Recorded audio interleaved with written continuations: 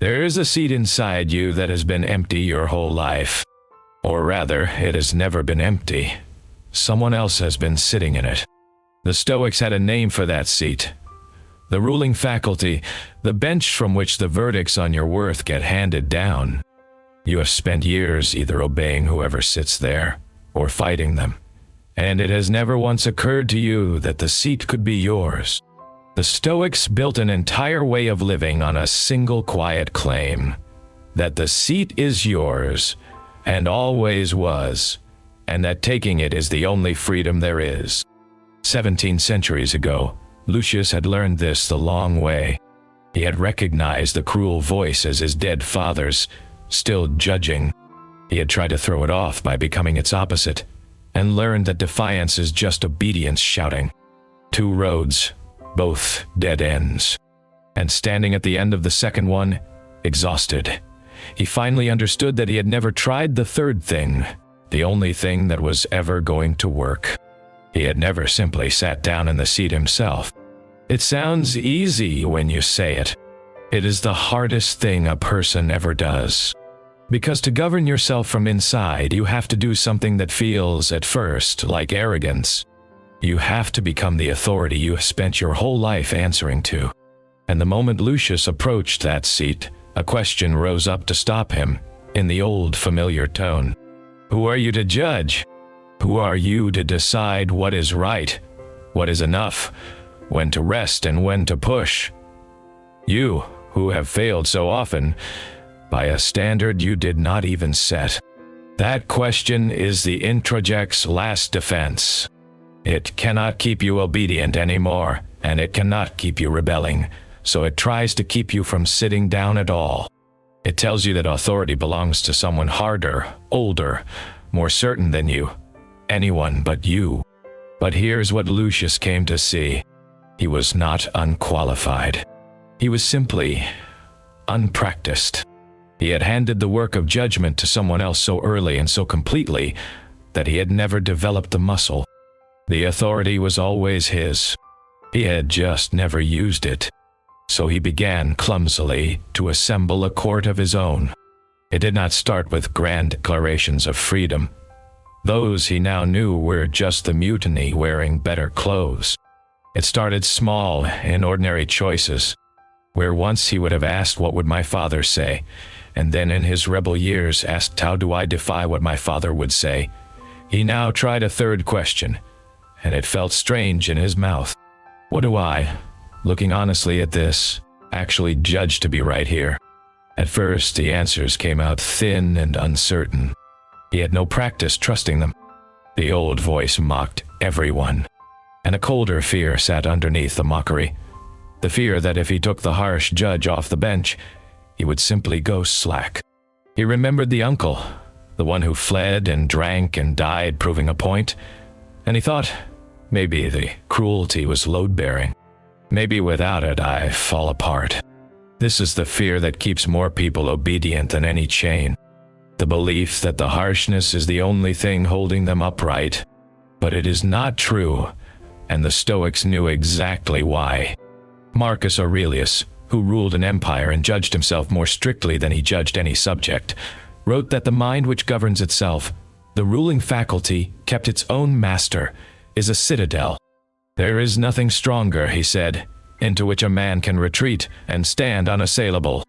Read that carefully because it overturns the whole fear. Self-government is not the soft option. It is the fortress. The inherited voice felt strong only because it was loud and old. But it was never reasoned. It was your father's fear handed down wearing the mask of standards. What Marcus is describing is firmer than that, not weaker. An authority built not from inherited dread, but from your own clear judgment, tested against reality answerable to what is actually true. A man governed by that does not go slack. He becomes, for the first time, genuinely solid. And Lucius found he did not have to build this authority from nothing. Seneca had told him how, long ago, in a letter he had read in his rebel days, and not understood. "Choose a master," Seneca wrote, "a person of real character, and keep him always before your eyes, and live as though he were watching. In his bitterness, Lucius had heard only another command to submit. Now he heard the freedom buried in the first word.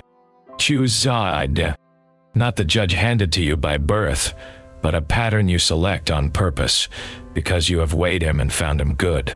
There had been such a man, an old teacher from his youth, exacting but never cruel, who corrected without contempt and praised without flattery.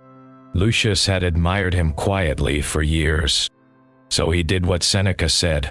He set that figure on the bench, not as a master to obey, but as a reference for the kind of judge he himself meant to become. This is the turn the whole long road was bending toward. The inner measure is not a score. A score ranks you against a sibling, a rival, a dead man's expectation. It asks, how do I compare? Authority asks something entirely different. Not how do I rank, but what is the right thing here, and am I doing it? The Father's voice had only ever offered a score, and a score can never be won, because there is always a higher number. But a man presiding over his own conduct is not chasing a number at all. He is simply ruling case by case on what is true and good, and that is a thing that can actually be done today and done again tomorrow. So Lucius took the seat, not in a thunderclap of liberation. He simply, quietly, began to preside, and the strangest part was what happened to the old voice. It did not vanish. He had stopped expecting it to, but it changed rank. Where it had been the judge, it became merely one more voice in the room. A witness, sometimes useful, often only frightened, that the magistrate now heard, weighed, and frequently overruled. The Father's fear could speak. It could no longer sentence. There was someone on the bench at last to overrule it. But authority has a cost, and Lucius felt its full weight settle the moment he picked it up. As long as the borrowed voice ruled him, he had someone to blame.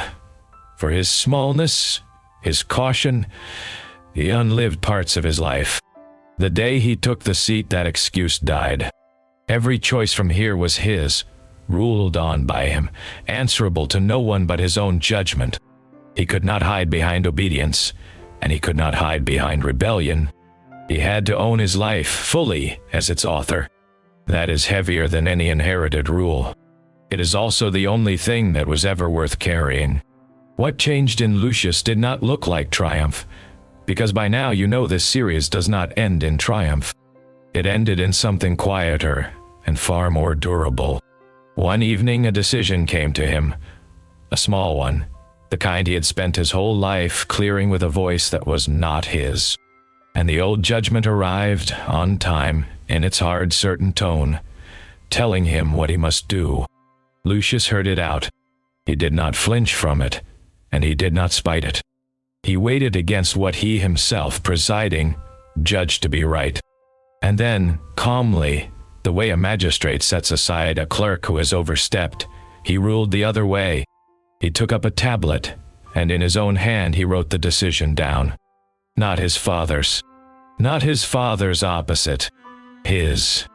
And he did not, afterward, check it against anyone.